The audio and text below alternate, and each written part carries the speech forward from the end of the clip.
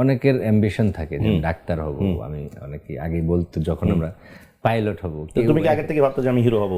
না না না, আমি তো সিনেমায় মানে অ্যাক্টিং করবো বা এই প্রফেশনে আসবো এই ধরনের কোনো মানে ছিল না আমার মধ্যে, ইনার ফিলিংস ছিল না। আমি যদি ভুল না করি শখ করে জীবনে একটা ছবি তুলেছিলাম, তাও আমার এক ফ্রেন্ড আছে চাচা, তার খুব রিকোয়েস্ট। আচ্ছা। তো আমার এই অঙ্গনে আসবার কোনো সুযোগ ছিল না তখন, মানে আমি চাইতাম যে আমি ক্রিকেটার হব। আচ্ছা। তো হাতের ইনজুরির কারণে সেটাও আমার অফ হয়ে যায়। গোল ছিল না, মানে আমার মনে হয় আমি স্বাধীনভাবে ঘুরবো, ওই স্বাধীনতার কারণে আমি ঢাকায় চলে আসি। ওকে। এর আগে চিটং গিয়েছিলাম, হ্যাঁ, সেটা আমার প্রথম বাড়ি থেকে রাগ করে বের হওয়া সম্ভবত 2000 সালে। মানে কি তোমার আমার ভালো লাগতো আর কি। তোমার কি এমনি রাগ করা, অভিমান করাটা কি একটা ইয়ের মধ্যে পড়ে? কারণ আমার যথেষ্ট অভিমানী লোক। বেশি পেরেশানি আমার পছন্দ না, সেটা যেই সেক্টরেই হোক। আমার পরিবার আমাকে পেরেশানি দিচ্ছে যে প্রচুর পড়াশোনা করতে হবে, আমার ওটা হবে না, জোর করে এটা পেরেশানি দিয়ে লাভ নাই। আমি খুব মানে ইয়ের মধ্যে বড় হয়েছি।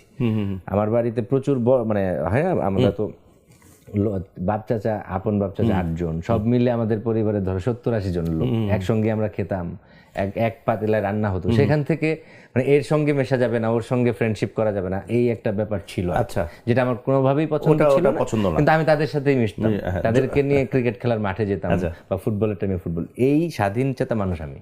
তো আমাকে সবসময় বলতে যে না, বাড়ি থেকে বের হওয়া যাবে না।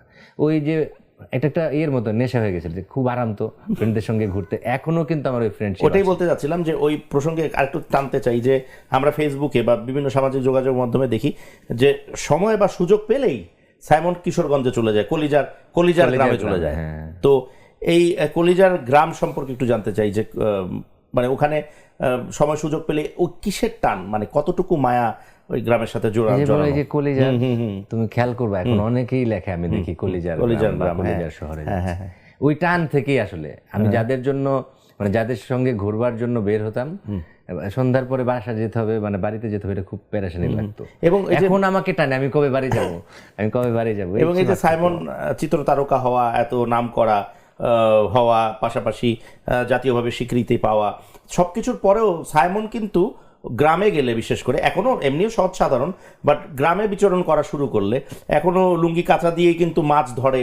হ্যাঁ, এখনো গ্রামে গ্রামে গ্রামে ঘুরে বেড়ায়, মোটরসাইকেল একটা গ্রুপ আছে, আমি যতদূর ফলো করে যতদূর বুঝি, সাইকেল, মোটরসাইকেল, তাই না, যা ট্রাক, হ্যাঁ ট্রাক, আচ্ছা, বিভিন্ন ভাবে ঘুরে বেড়ায়। তো এই যে এই একেবারেই সহজ সাধারণ সাইমন এখনো কিভাবে জীবিত আছে?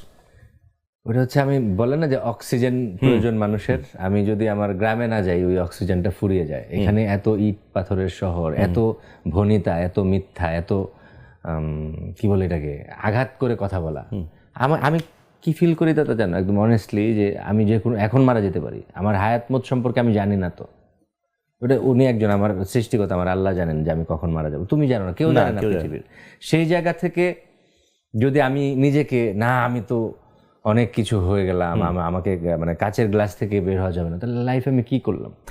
আমি আমাকে সময় না দিয়ে আমি আমার স্টারডম দেখালাম, লাভ নেই। আমি মনে করি না কোনো লাভ আছে।